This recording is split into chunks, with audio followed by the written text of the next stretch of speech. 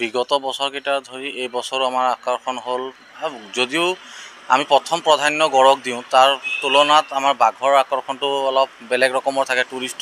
প্ৰত্যেকজন টুৰিষ্টেই বিচাৰে যে বাঘ এবাৰ দৰ্শন কৰোঁ। চবৰ কপালত নুজুটে, যিবোৰৰ জুটে ভাল লাগে। আৰু যোৱা কেইদিনমান ধৰি মানে একে লেঠাৰীয়া চাইটিং হৈছে, সেইটো চবতকৈ ভাল লাগিছে। আৰু মোৰ কেইটামান ভিডিঅ' মানে সেইটো ফেচবুকত হওক, ইনষ্টাগ্ৰামত হওক, খুব দিছে, ৰিপ্লাই কৰিছে, মোৰ ভাল লাগিছে। আৰু মোৰ লগত থকা টুৰিষ্ট আদিত্য বুলি মানে তেখেতে বহুত মানে ভাল পাইছে আৰু ঘূৰি পেলাই। বহিৰাজ্য ৱেষ্ট বেংগলৰ তেখেত, আৰু তেখেতে আকৌ আহিম বুলি আশা দি গৈছে। তেনেকৈ ভাল লাগে আৰু। এইটো কঁহৰা বনাঞ্চলত ডাফলাং টাৱাৰৰ একেবাৰে কাষত। আৰু এটা হ'ল আপোনাৰ কাছহুলা বুলি কয়, যিটো কাছ আমাৰ পইণ্ট এটা আছে, তাৰ ওচৰতে। ৱেষ্ট বেংগলৰ। মানে তেখেতে আচৰিত, মানে এনেকৈ বাঘ চোৱাটো আপোনাৰ দূৰৰ পৰা চোৱাটো আচৰিত, মানে ধৰক এটা ভাল ফল। তাৰ মাজতে যদি আপোনাৰ নিচেই কাষত হয়, তেতিয়াহ'লে এটা আৰু বেলেগ মজা এটা আছে। সেইকাৰণে ভাল লাগিল তেখেতৰ। আগন্তুক দিনত আকৌ আহিব আশা দি গৈছে, আৰু আমিও আশাবাদী, প্ৰত্যেকজন টুৰিষ্টে আশাবাদী। আমি ভাল পাইছোঁ, আগন্তুক দিয়ক ইয়াতকৈ ভাল হওক বুলি আশা ৰাখিছোঁ। মানে প্ৰায় 10 মিনিটৰ ওপৰত, আৰু পৰ্যটন যিটো একেবাৰে পথৰ ওপৰত।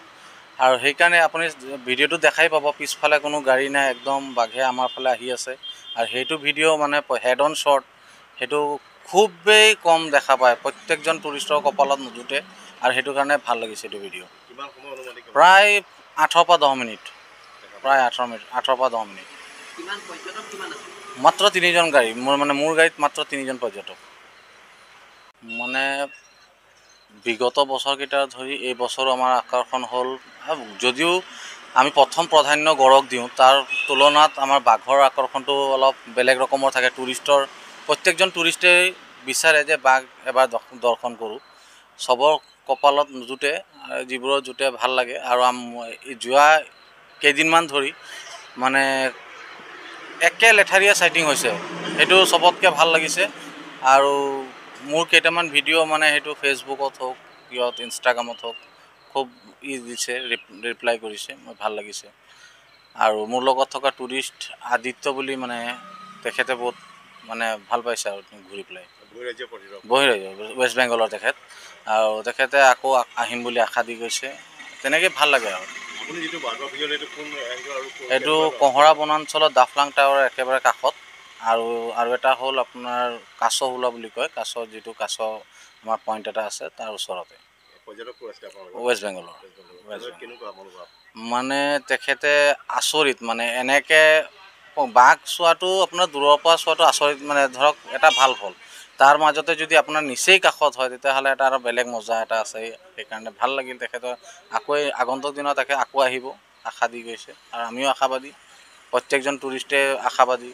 আমি ভাল পাইছোঁ, আগন্তুক দিয়ক ইয়াতকৈ ভাল হওক বুলি আশা ৰাখিছোঁ।